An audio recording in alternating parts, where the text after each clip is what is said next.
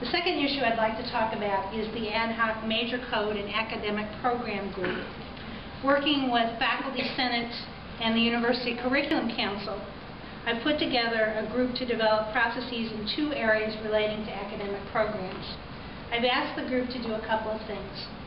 The first is to make recommendations on how to structure the work of UCC so that colleges, departments, and schools can expeditiously inactivate major codes that no longer serve important pedagogical, programmatic, or recruiting purposes.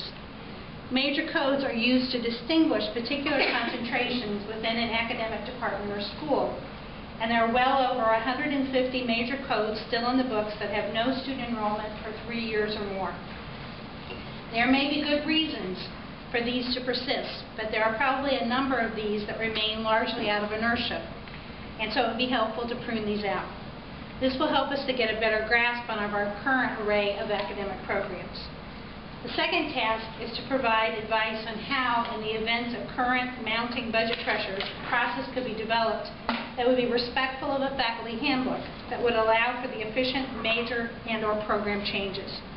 Members of this group are Joe McLaughlin, the chair of the Faculty Senate,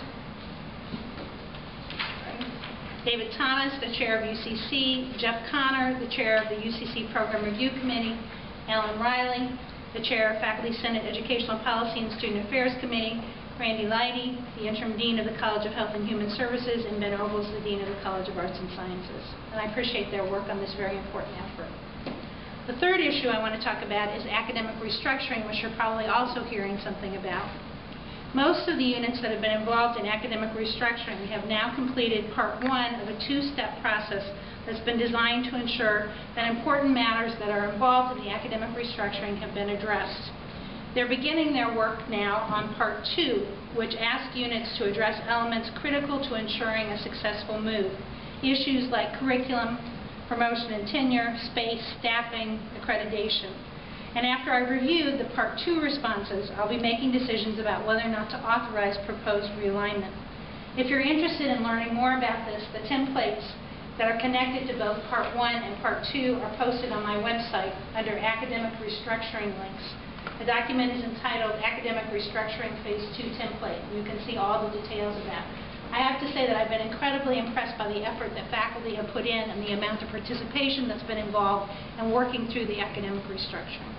I don't want to spend a lot of time talking about other issues. You have the update. I want to be sure that we allow a lot of time for questions.